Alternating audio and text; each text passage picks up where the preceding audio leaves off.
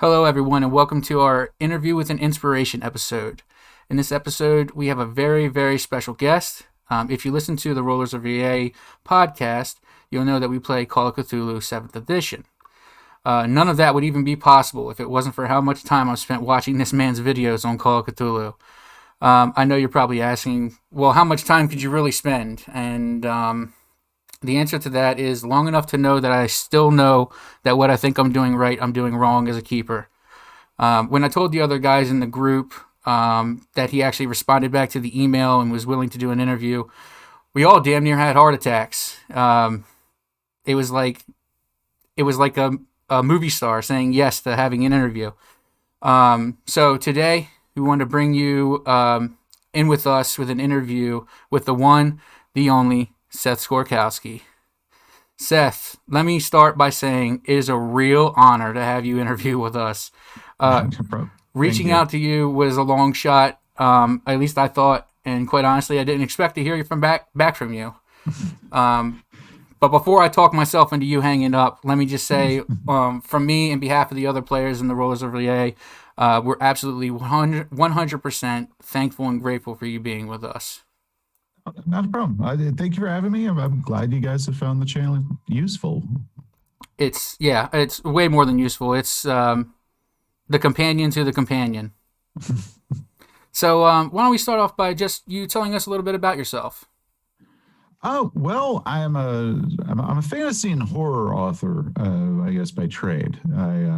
So I've had several urban fantasy horror-ish novels that I've done, as well as some sword and sorcery short story collections. My Tales of the Black Raven series. And then I guess about 4 years ago, almost 4 years ago, I started doing the YouTube channel.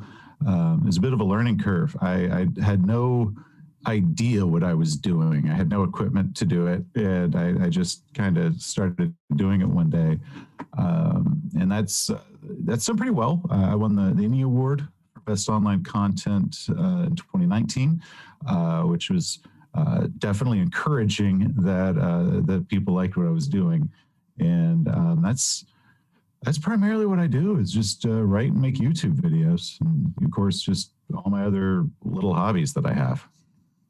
Yeah, that's amazing. The award, that's very cool. We're going to talk a little bit more about that as well because that's a big accomplishment for sure.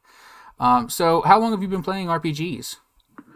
I started with, I guess like most role players, I started with Dungeons and Dragons for my 13th birthday back in 1991. They had released this brand new box set, and it was a great box. It had this great red dragon lunging at a guy on it, and so that poster was on my wall till I was like 22 and out of college. So I started with Dungeons and Dragons.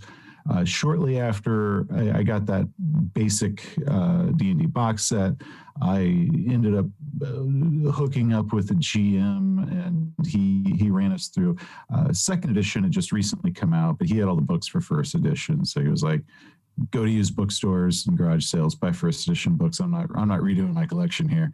So we played first edition, and then kind of a first edition, second edition hybrid for many, many, many years before, I guess, branching out into all the other role-playing games out there. So I think it's 29 years now, so just a little while. Wow, I'll let everybody else do the math on that. My brain's still kind of spinning right now from just you being there. So when you first started role-playing, was it easy for you to jump right into actually role-playing? Because I know that some of the players, when you play with them, they might be nervous at first or uncomfortable. Do you run into this when playing with new people? And if so, how do you kind of pull them out of their shell? Well, yeah, when I first started, and role playing, where you really get into your character's personality and all that, wasn't really anything that we did much. We had our characters, but kind of in the newer age, the part of taking on a role is much more emphasized and much more encouraged. Back at that period of the early 90s, it was still, a lot of eye rolling was done toward that. So I didn't really get into the role playing of a character, the GM would do it, but most of us, I guess we're in high school and we're too worried about being dorks. I don't know, but Yeah. it wasn't until college that we started getting players that would like really, really get into these over the top, characters and personalities. And we started having a lot of fun with that. So it just kind of became this natural progression. When running players, because I'll get players and they'll say, I'm not a role player. And I think, and it's like this weird initial disclaimer they give me. And I think it's because with a lot of the popular streaming shows out there, I think a lot of people have started assuming that like you have to go to their level in order to play a game. Like you can't just be you hanging out with some friends, kind of playing a character, but you're not really getting into all the voices and all the wackiness. So I just tell them it's fine. I want them to have a personality that's different than you. I don't want you to be consistent. And really, the best way to encourage role playing from players is once you get one or two really good role players in your group that are players instead of the game master, it suddenly becomes 1,000 times easier for a player to encourage another player to do it than it is for the GM to encourage players to do it. GM should be role playing with them, but a lot of times they'll sit back like an audience, I guess, and watch the GM's antics going on. Mm-hmm. But once another player that's beside them starts doing it, it just encourages everyone to. So that's the secret ingredient right there. Is you need one badass player who will just go for it, and then all of a sudden everyone will. It's like at a club on the dance floor, it requires that first person to go out there and like, I don't care if I look like an idiot, damn it, I'm going to dance. And all of a sudden the dance floor is packed, but it had to take that one person first. So yeah, for sure. Yeah. And I feel the same way. Like, I'm the keeper for our group. I fumbled my way through it as best I can. One rule we follow is rule number one: have fun. If we're not having fun, then what's the point of doing it, right? It's a game. Yeah. And if me trying to do accents, it either comes off as trying to have it in English or British accent, and God forbid if I go anywhere else, it all starts to get just mumbled and you can't understand what I'm saying. And like when we get to the point of having incantations and stuff like that, oh, God help us all. So one thing that we do, how we play, obviously because of the state of the world today, you can't really get together with your friends as much as you could, and a lot of people that we play with are all from all points of America. We even had a player from Wales who played a couple campaigns with us, and it was a lot of fun, because he already had the accent, so we didn't have to worry about it. But we played Theater of the Mind, and I kind of like that because we're creating the story in our head together, but each of us has a different picture in our mind. So my question for you is, do you play with maps or do you not? I'm a map guy. Okay. Whenever we try to do a lot of the theater of the mind, the problem is it's a lot of old dog, new tricks. It's we have always been map people. That goes back to playing decades of D&D.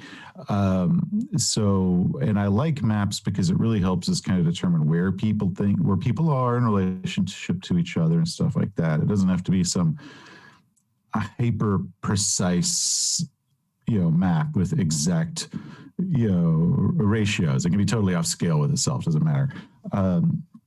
So we use maps especially for just because as part of a picture is worth 1,000 words. If you say it's like, okay, the room's kind of long and it's got a couple doors on the left side, you can kind of do a quick little map out.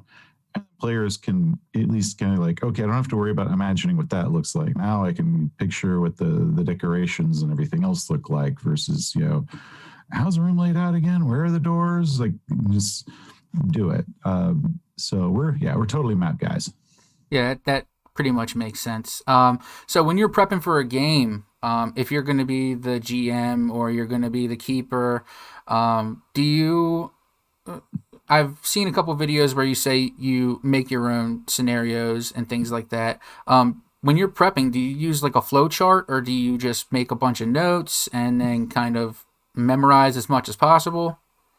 I my method is I have a lot of post-it notes that are usually kind of shingled along the inside of my GM screen, and yeah, sometimes I have like at the beginning kind of scenes, the setup might be on like one or two or three post-it notes, and I'm done with those. I'll just like rip them off and throw them on the floor, and then I also do I guess what you would call the two clipboard method, where I've got notes or maps or stats or whatnot that are on a clipboard, but then I need the clipboard for something else. So then I have a second clipboard that I'm kind of shuffling around with a bunch of notes on the back of a GM screen, and usually some little notepad in front of me that I'm quickly jotting stuff down on. So it's not, I guess, beautifully organized, I think, as some people like to imagine it being. It's just kind of a controlled chaos.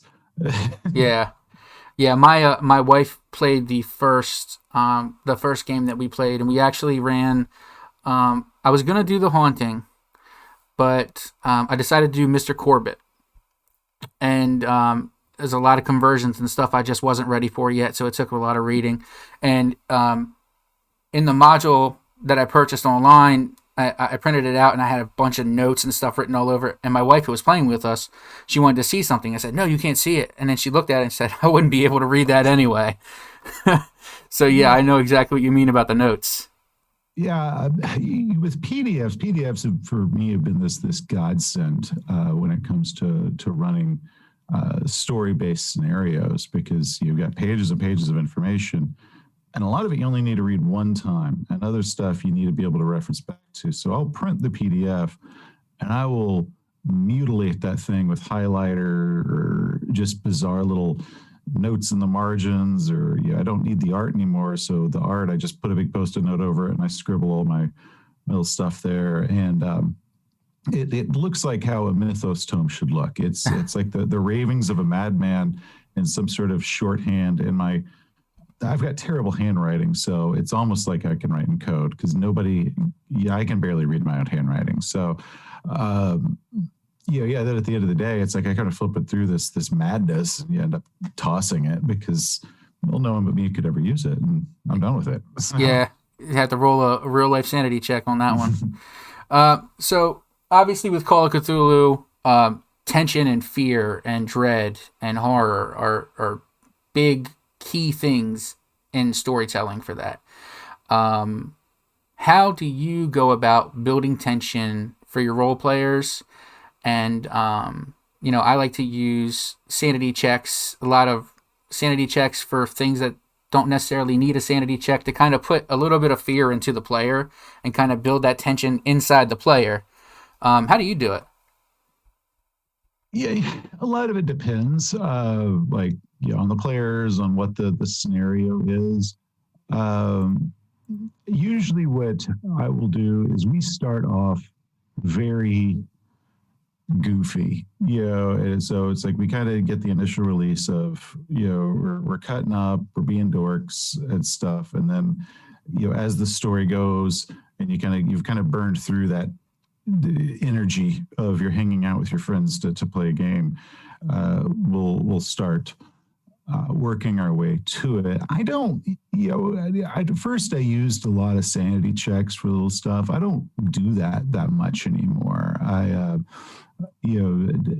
Some of the older scenarios, I think overused it. So then I pendulum swung like the other way.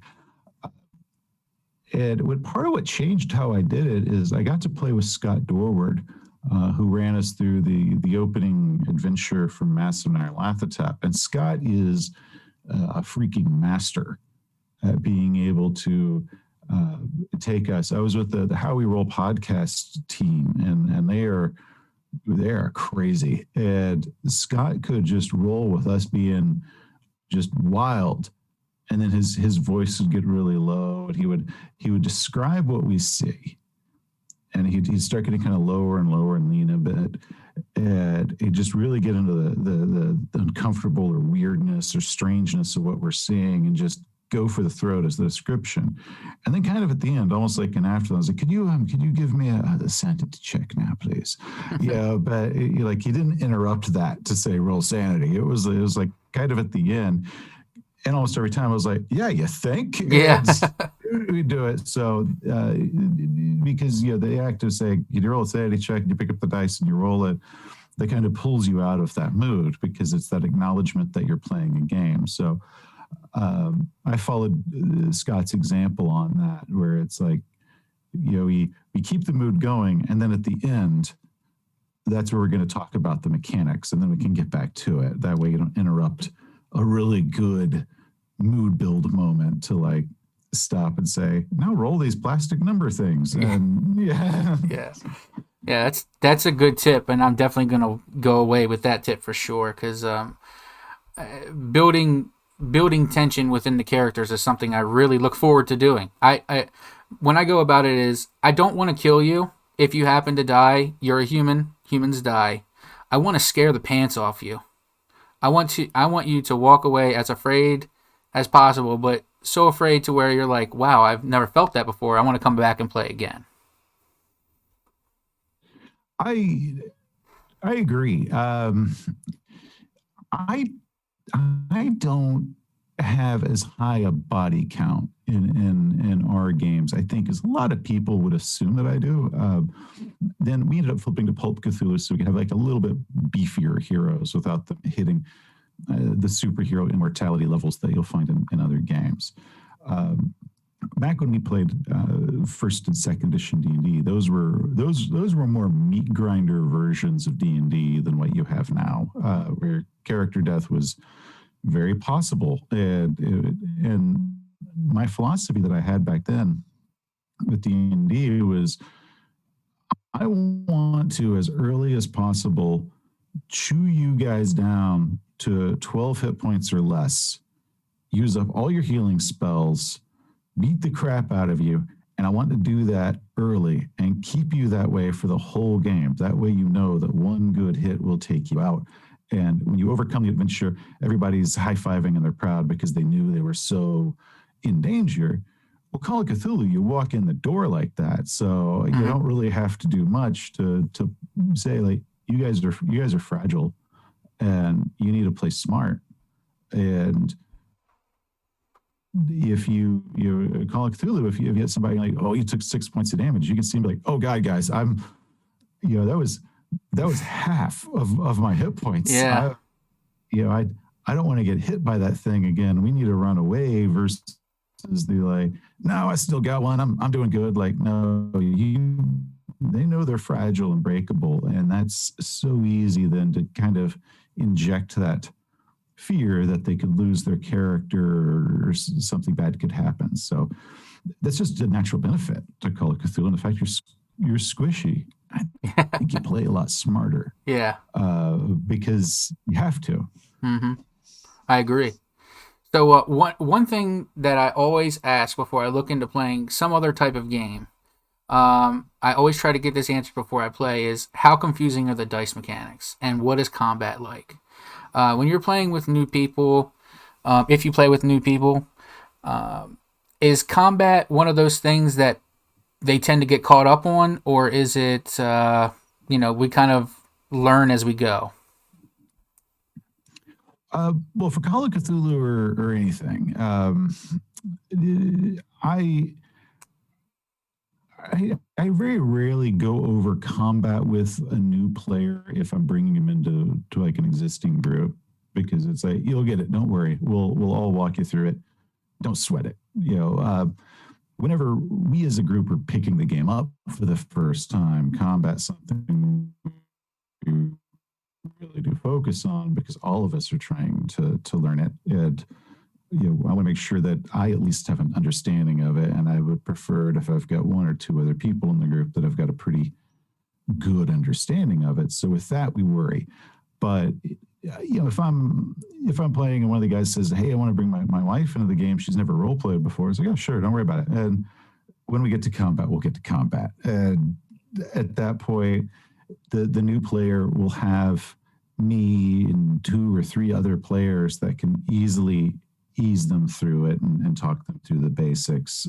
So that way they can just focus on having fun versus trying to memorize 300 rules or something. Yeah, for sure. And I'm totally one of those guys that says, as a keeper, if you know the rule better than me, please tell me, because we're all going in this blind. So let's just have some fun. Speaking of dice mechanics, do you prefer the percentile dice rollings, like BRP system that Chaosium uses, or do you more prefer the D20 Dungeons and Dragons stuff? Well, the percentile by far, like absolutely by far. There's no math whatsoever. It's you know what your stat or your skill is. It's on 1 to 100 scale. Roll under that, you succeed. Modifiers are done through a bonus or penalty die, so you don't have to like add 10 or 15. It's just, did you make it under this number? If so, great. And then you've got the hard and extreme categories. That math is already done for you. Mm-hmm. So you do all the math before the session starts. So that is so slick, and I prefer it more than anything else. And I've played a lot of different games, and the way 7th edition changed BRP with the hard and extreme categories and made stats 1 to 100 stats versus the, I guess, 3 to 18 is what regular BRP is. I find just absolutely elegant in how they put that together and how simple it is. So definitely better for me than the D20 mechanics. I agree, and that's one of the reasons that actually got me into wanting to play Call of Cthulhu, because I haven't played in a long time. I forgot everything I already learned. This was just so much easier to just pick up and just go along with it, because I can count from 1 to 100, and I know that if I hit 1, awesome. If I hit 100, oh no.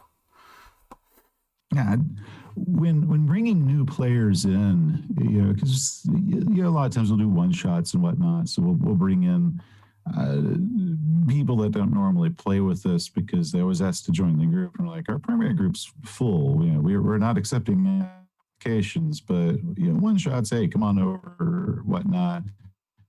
I love introducing people to Call of Cthulhu because it's like you give them like a 1.5-minute lesson. It's like, this is what you do, this is what you do. And like, oh God, I got this, great. And that's it. You never worry about it again. And so it's so easy for a new player to really grab that and run. And then all the other rules we can go over later on, but the basic mechanics, simple. I agree. So other than yourself, there is another very special man that's always in your videos, and I'm especially excited to see when I see him, and it's Jack the NPC. So what I always ask myself is, I wonder if he really uses Jack in his campaigns, or is that just a way of illustrating what you're trying to teach as you are going through a certain scenario, such as sanity or combat or luck, things like that. Jack's origin was a real NPC that I used, and he first appeared on the channel when I did The Haunting, which is on the list of videos I desperately need to re-record. But if you go back and you look at my old Haunting vid that's almost 4 years old, that was the first appearance of Jack the NPC, because when I ran that, I had a bunch of players who were coming off of more action-oriented games, like years and years of action-oriented games where, go in and punch the bad guy is usually the first and only option that you should really do. So I brought in Jack as a means to kind of walk them through the idea that investigating it might be a good idea, that it's even an option, because they might not have even considered that an option to ever do. So I brought in this kind of character that was kind of like, taking them under their wing and showing them the ropes. And, he always failed sanity checks. His advice was really only good about 50% of the time, because I didn't want his advice to always be the best, but he would at least stop and start a discussion of, well, you think this is what we should do, and it might actually be what they should do, but you at least stop them and kind of do that. Because then other times he'd do it which was my way of saying, like, hey guys, why don't you go to the library before you go to the haunted house, because otherwise you're going to get your face eaten. So that was an NPC, and he was around for 3 or 4 adventures or so, and then we didn't need him anymore. So that character just kind of wandered off, and he was always there, but he wasn't doing their actual adventures with them anymore. So he was just kind of this mentor that showed up for a little bit till they learned how to Cthulhu, and then he wasn't needed. Yeah, well, it's a perfect way to integrate him.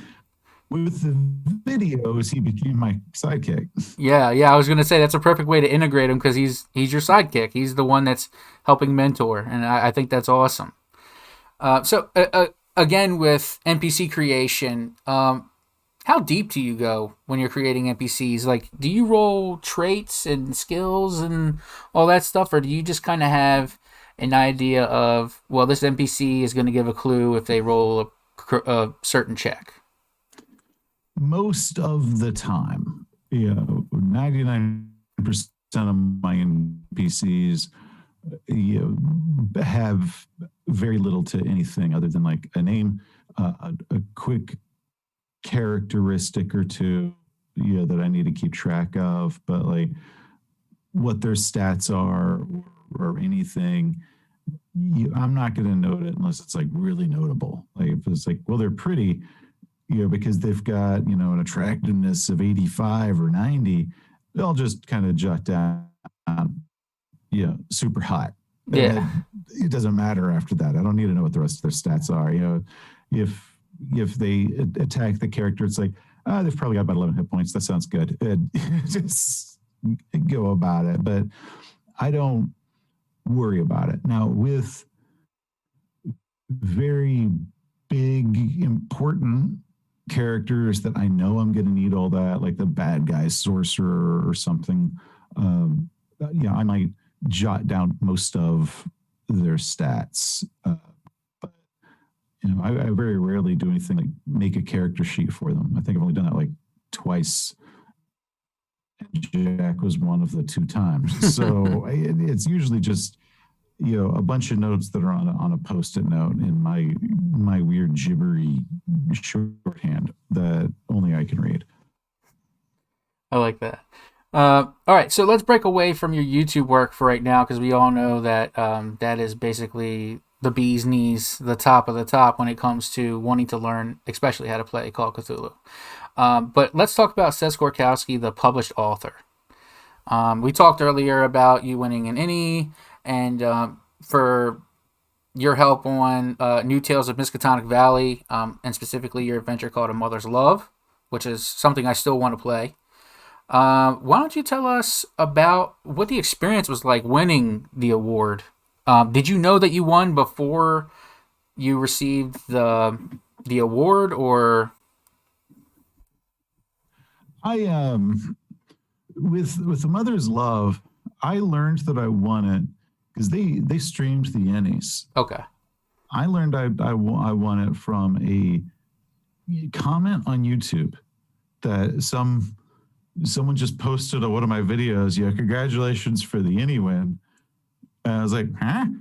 And I went to, I think, the Twitter feed for the Innie Awards, and then I saw that New Tales had won the gold for electronic published books, because I think the physical print is like just coming available right now. I think they just sent out an update on that, so it was only on PDF at the time. So I learned about that from a fan. That's one hell of a way to find out. Yeah, it's kind of odd because my first response is, huh? Like that's like wow. But that was a really cool experience. I was really honored to have won it. Of course, then they had to mail me the thing because Gen Con they weren't doing it, which I was supposed to be at Gen Con, but pandemics and Yeah, whatnot. yeah. So that was a That's still cool, man. I mean, winning an award for something that you love to do, all of us want to be able to do that. well, but I'd say I always feel kind of weird talking about that one as the award winner because I was like one part of a big group of extremely talented people. I mean, you had Oscar Rios and Keith Herbert that were doing. Hmm. Keith Herbert was, if you go through his catalog of adventures, was an absolute badass. He wrote some amazingly good Call of Cthulhu stuff. Um, and then the crew at Stygian Fox that did the layout and all that, they did a great job. So it's kind of like we did this big group project, and my part was at least good enough that it didn't pull the project down. But I don't really see my contribution as being maybe what threw them over the finish line. It was one of those like, okay, we did this thing together, and I'm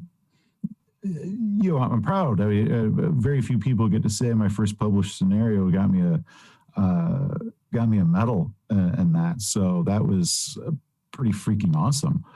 But no, it's I don't want to brag about that one because it's like I don't want to like you did try to make it look like I don't know how many other people were involved and how awesome they were to have pulled this thing together and made a good product.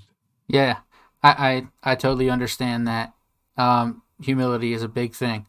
So you speaking of Keith Herbert, right now, me and the rest of the crew are playing The Haunted House, which is one of the reasons why I didn't want to play The Haunting because of Mr. Corbett and then playing Mr. Corbett.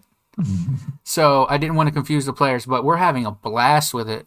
We're having a total blast with it. There's just so many different things that can go south, and just the Haunted House area is just amazing.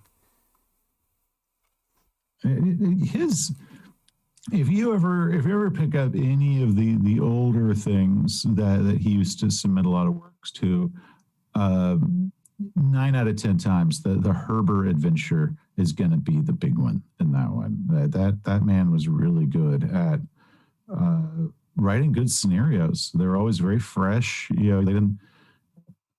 Uh, they didn't feel kind of slapped together. It was like, man, somebody really smart put this one together. So Herbert was great. So I'm like, well, I'm happy to share a table of contents with the guy. Yeah, yeah, for sure. So let's talk about your published works, your novels. And please tell me if I'm pronouncing this wrong. So it seems as though you've written quite a lot of novels as well. 4 books in your Valdecan series. Is that how you pronounce it? Valdecan. Valdecan. Okay. And then 2 in the Tales of the Black Raven. Would you like to tell us a little bit about those? Yeah. See, the Black Raven stories were actually the first ones written, and those are sword and sorcery thief adventures. They're very pulpy. They're very kind of modeled after the old Fawford and Gray Mauser stories that Fritz Leiber would do. I actually intentionally went through like what are good pulpy tropes. I'm going to do those. So it's like, I need a femme fatale. Well, the femme fatale should have red hair, damn it, because all femme fatales should have red hair. So, and those I published several of them in a magazine called Flashing Swords and a couple other spots. And eventually someone at Flashing Swords said, let's put these together in a book. And I said, okay. So I started writing a lot of new ones, and then I was just putting them together for these books. And then the world happened, and it was years before that ever went anywhere. And that like he pitched it to Bain at one point. So then I submitted it to Bain, and it sat basically in their submission pile for 24 months before I withdrew it Wow. because I was sick of waiting for a yes or a no. Publishing is slow. Anybody that is in the industry is like, yeah, that's pretty normal, but it's really hard to do when you've got all your hopes and dreams and everything. It's like, okay, we'll get with you in 20 months if it's a yes or no. So in the meantime, I started writing an urban fantasy series, Dameron, and went through the whole process of writing that novel, pitching it to a publisher picking it up, et cetera, et cetera, et cetera. And when that happened, Rogue Blades, who was trying to do the Black Raven, they bought Black Raven at that same time. And then they were like, no, we can't do it. So they sold that to the publisher that was doing the Vault Against You. So they came out at the same time, but one of them was written about 6 years before the other one was. So like it's very clearly two different authors when you look at it. But so Black Raven, we ended up splitting into 2 books. So those are 20 stories total. I think it's like 11 and 9 split between them. And then Dameron was an urban fantasy novel about monster hunters and just shoot 'em up action, fun stuff. And then that started a series where I would do sequels, but they were standalone sequels. I don't want to make it where it's like you buy a book and then at the end you're stuck with a cliffhanger and you're like, well, I didn't get resolution in the story. So they're sequels to each other, but still standalones. And then I did 4 of those. And then earlier this year, I released my newest novel, Ashes of Onyx, which is, I guess, what's called a new weird. And that is a urban fantasy portal horror that goes into the lore of Carcosa. And that's a standalone of its own thing. So that's my books. That's really awesome. So I've read from other authors, and I've talked to some authors previously at different signings and things like that, especially comic book writers. I'm a big comic book fan. And one thing I try to ask them all the time is, what's your writing process like? So I've heard of some people saying that they build their story around their characters, or they know how the story is going to end before they even write the beginning. How do you go about writing your stories? With a short story, I usually know the bulk of it, including often the ending, before I start writing a short story, or I know that very, very early into writing a short story. With a novel, I usually have some details about the main character, a couple scenes that I want to do, but I don't know how we're even going to get there or what the hell's going on. I just have a couple cool scenes I want to do and a beginning. And then I just start writing knowing that I'll come up with it as I go. If I need to, I can go back and edit it to make it look like I knew where I was going the whole time. So with novels, it's a much messier process. I usually start with the character and just a couple cool scenes. And sometimes those scenes that inspired the book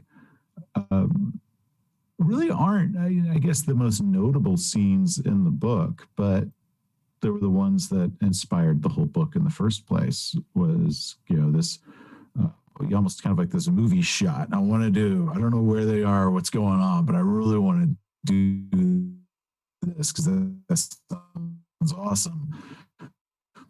So then you write a whole book just to get to that spot, and then you have to figure out what happens next. Organic. But I usually know how the book will end before I'm halfway done writing it. But that first half the time, I have no clue where we're going. It's just, we're going. Yeah. That's the fun part about creating. So we all know and love the Seth Skorkowsky from YouTube. But how can we get our hands on your novels? Can we buy them online? And, I love the feel of a good book. Can we get physical copies of the books? Yeah. So it's Amazon. You can get them like through BarnesandNoble.com. But Amazon, get the physical copies. You can get Kindle or ebook, and then audiobooks. I'm a big audiobook fan myself, so I always insist on having audio release. Dameron and the second Vulcan book, Canassier, were audio award finalists for best paranormal audiobook in the years they were released. Which that's the top audiobook award they do is the audio awards. Wow. So, and they break it down into genres. So I had a fantastic narrator, a gentleman named Darcy Bray, did the Valdekin and Black Raven series. So he did a killer job with those. I recommend you listen to the audio version. But yes, I have physical and ebook and all that as well. Perfect.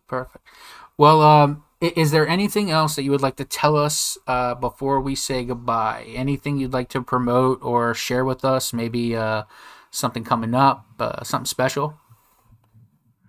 Well, man, the problem is I have a lot of fire, like irons in the fire, and I'm not allowed to discuss, I think, any of them. So I do have more adventures that will be releasing for a couple different games, and they are written, they are turned in, and one day hopefully I can give more information than just that cryptic little bit. It's part of like the past year I've been working on all these projects that I just have to nod and say, yeah, I'm working on something. So I have a couple projects. I will be announcing those once I have been given permission to say more on that. I think especially now that we've got the pandemic going on, there's going to be delays. And I already mentioned that the speed of publishing is glacial. Yeah. That they don't want to say, like, oh, we got this new adventure coming from Seth and all these other guys. It'll be out in 6 months, and then 6 months comes and goes, and everyone's like, where is it? And like, why don't you give us 7 more months? So they just wait till pretty much the book is done to say we've got a book. And it's one of those like, well, yeah, they've been working on that for a while.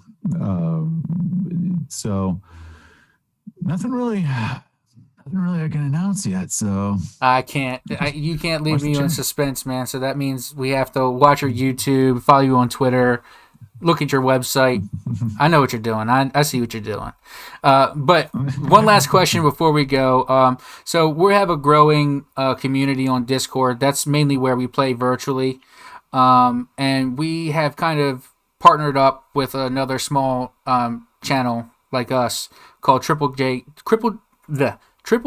Gaming. And they wanted to ask you a question. And they play a lot of D&D and things like that, and they're moving into the Call of Cthulhu realm.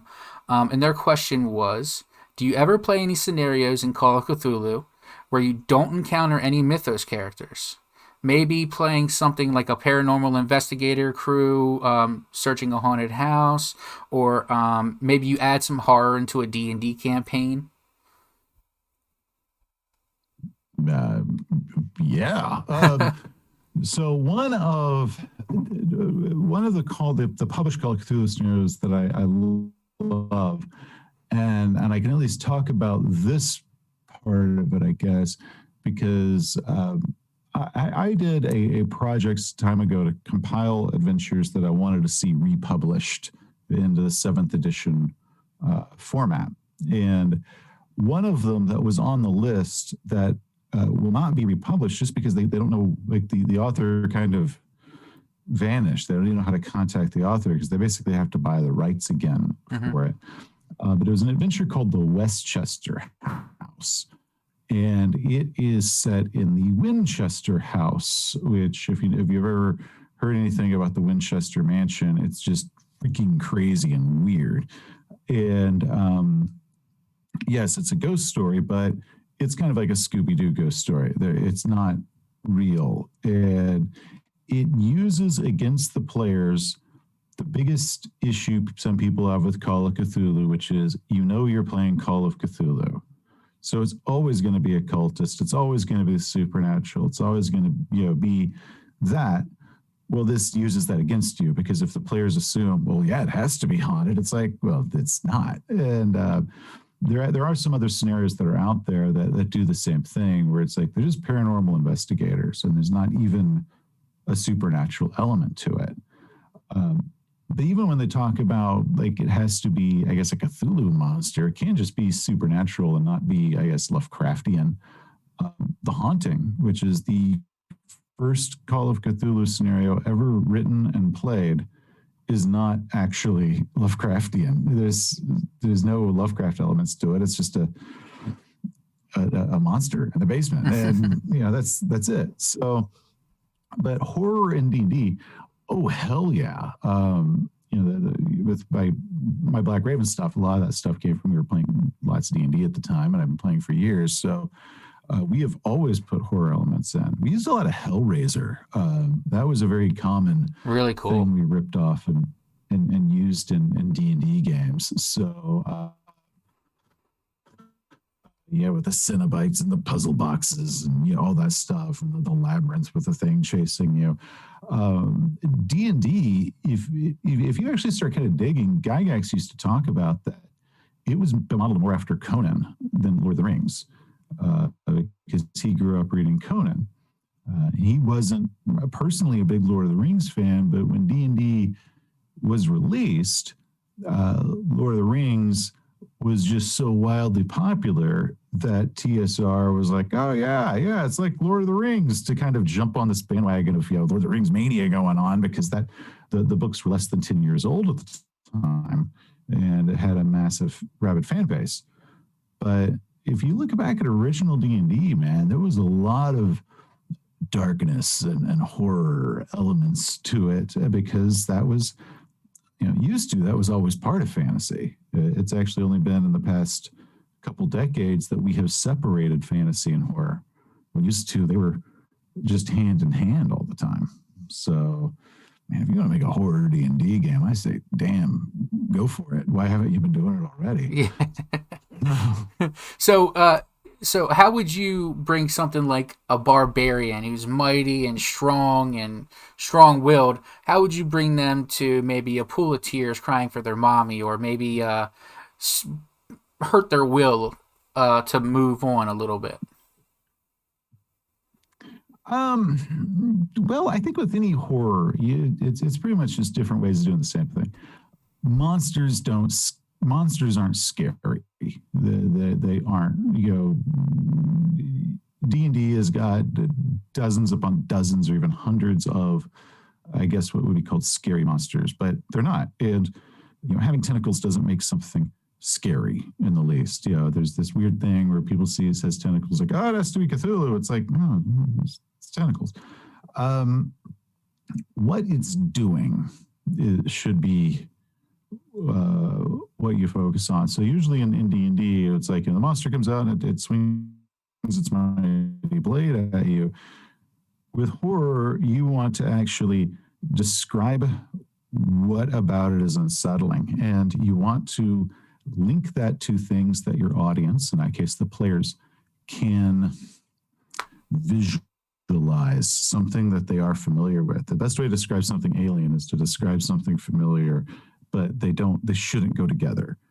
Such as if you've got your slimy creature that's kind of crawling along the floor toward you, and its skin is covered in boils, and those boils open in their eyeballs, and it rolls one of those little pale eyeballs at you, and it opens its mouth, and it's full of crooked teeth like a meth head, and then it giggles like a child.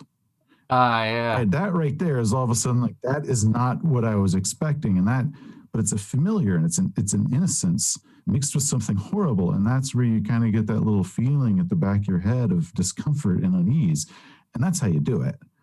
Versus, it comes up and it roars at you. It's you give it something so odd that your audience kind of takes this tick of like, well, that wasn't what I was expecting, and that's how you build in the horror. And then also for like the barbarians, like we had mentioned earlier,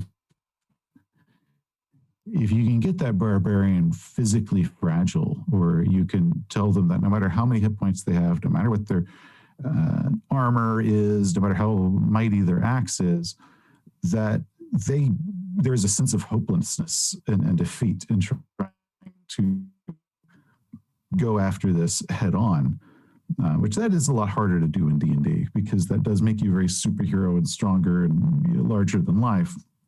So if you can kind of make it very clear to them early on that just charging in with your sword it's meaningless to this situation, to give them a sense of hopelessness that no matter how strong I am, that will not help me. And that's how you do it. The scariest thing answer. The scariest thing in all that is no matter how strong you are, it's not going to help you. Yeah. All right, Seth, I can't thank you enough for taking time out of your busy schedule to talk with me today and let me pick your brain. I could be on here for another 6 years and still not know enough to be an amazing keeper. But we just keep pushing forward. It's been an honor. It's been a pleasure. I look forward to seeing more of your videos, more of Jack the NPC, picking up some of your books, learning what the hot fires are going to make once we get to find out about them. Again, thank you so much. I'm going to throw a couple plugs in here for you. You can find Seth's work on YouTube by typing Seth, S-E-T-H, Skorkowsky, S-K-O-R-K-O-W-S-K-Y, right in the YouTube search bar. Don't forget to like and subscribe to all his videos and hit the bell icon. If you don't, you're going to miss out on the fun right after he uploads. I strongly suggest anybody who is getting into Call of Cthulhu or has questions or maybe is a visual learner to look at his series on Call of Cthulhu. It has helped me immensely. If you were to go into our Discord and look at every other Sunday, you would see me. Well, I'm going to have to go back to Seth's videos and see what he says about it. It's amazing. It's a companion to the Investigator's Guide and the Keeper's Guide. It's a beautiful thing. I really appreciate it. You can find Seth's public work on his website, www.skorkowsky.com. On his site, you can find blogs, links, and books, links to his books and other short stories. You can find the Valdekin 4-book series and the 2-book series, Tale of the Black Raven series on Kindle, Amazon, and Audible. Do yourself a favor and pick up a physical copy. Thank you so much, Seth. Really, it has been amazing. Thank you for having me. Maybe one day we can do a follow-up on whatever those irons are. I'd love to talk to you again. Oh, man, I'd love to talk about it once I'm allowed to. Yeah. So, yes, I would love to. Thank you so much, Seth. And thank you all for listening. Stay scared, and remember, Cthulhu R'lyeh.